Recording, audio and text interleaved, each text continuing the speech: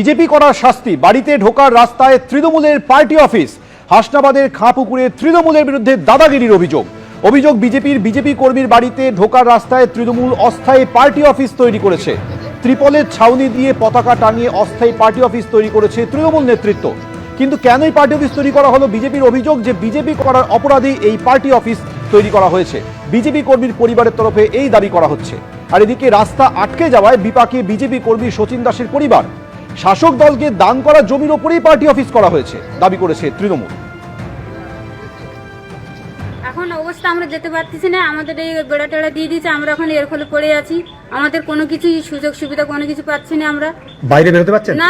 এই জল চলে গেল, আমরা নিতে পারছি না। কারণটা আমরা বিজেপি পার্টি করি, তার থেকে এরা তৃণমূলের দুষ্কৃতীরা আমাদের উপরে চাপ দিচ্ছে। তো খারাপ অবস্থায় আছি, ভিতরে আছি, কোনো বাইরে যেতে পারছেন না। আমাদের এইটাই তো রাস্তা, কোথা থেকে যাবো আমরা? আমাদের দিতে কোনো বাজারঘাট করতে পারছেন? কোনো কিছুই না।